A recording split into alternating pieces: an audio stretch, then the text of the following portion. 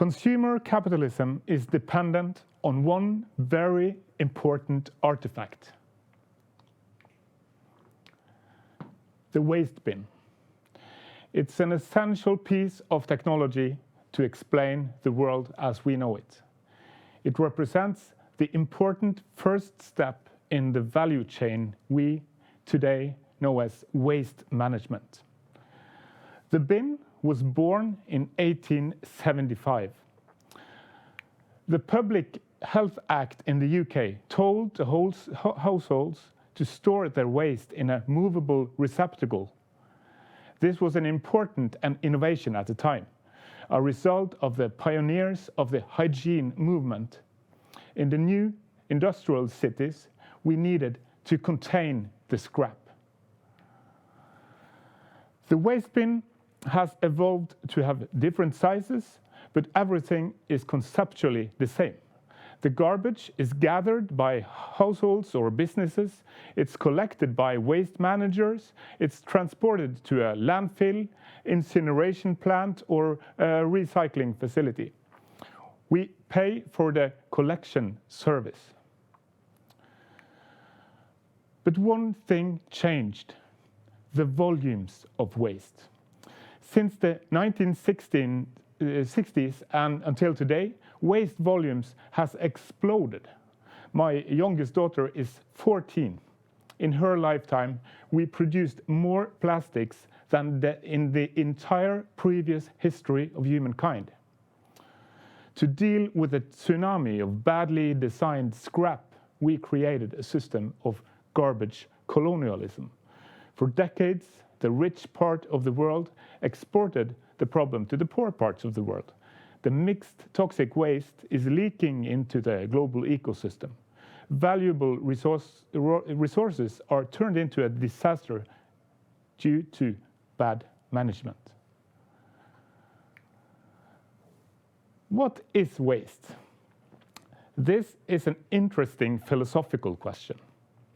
In the current economy, most products spend only a short life in the world of value creation before turning into a burden. The waste bin means deleting important information. Who made this? What is it made from? How should it ideally be treated? The producers knew, but the waste managers don't. Materials are mixed up in the products themselves. Then we mix the products further in the waste bin. And the collection truck is basically a blender mixing the mixed waste up even more. Usually it ends up in landfills or incineration plants. Yes, central sorting can partly regain some of the lost information, but this is costly. Data on the producer responsibility is gone forever. I'm one of the founders of WasteIQ, a platform that uses technology to collect and enrich data about material streams. We are lucky to have the modern underground infrastructure in Bergen as our playground. In Bergen, every citizen got their own digital key. The most important point of data collection is the hatch in the underground system. Every time it is opened to throw a bag of waste, we log this as a transaction in our system. If you contribute with a bag of recycled materials, it's free. If you contribute with a bag of mixed waste, you have to pay. The same thing happens when a waste bin is collected by a waste truck. Every bin emptied is registered.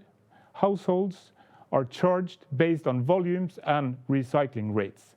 This principle is called pay-as-you-throw, a new data-driven business model in public waste management.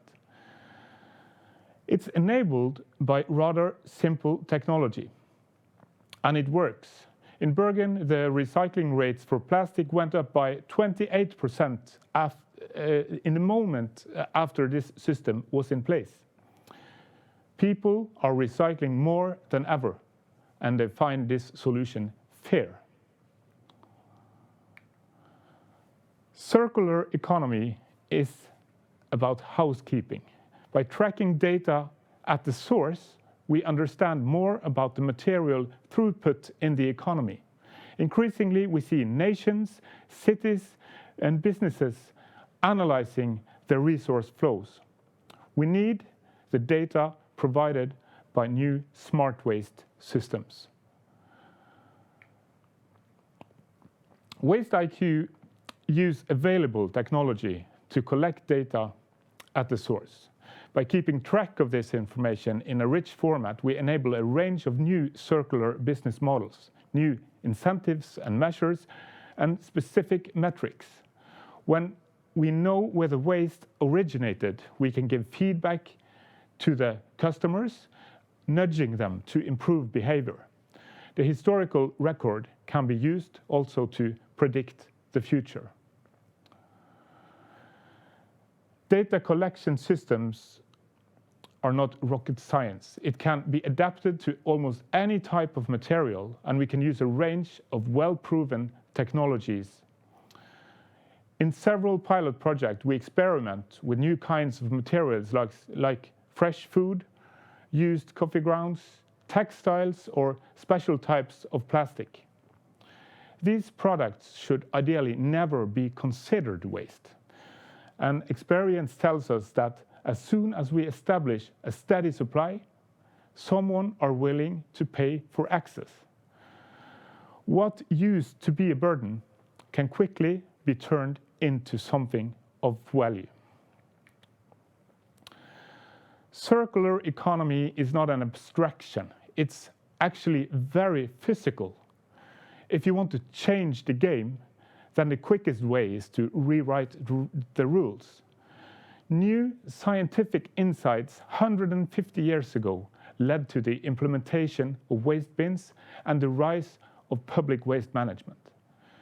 Now, scientists tell us that we live in the midst of a planetary scale resource crisis. We need to upgrade the waste bin, and we need to enable a new generation of business models in waste management. Thank you.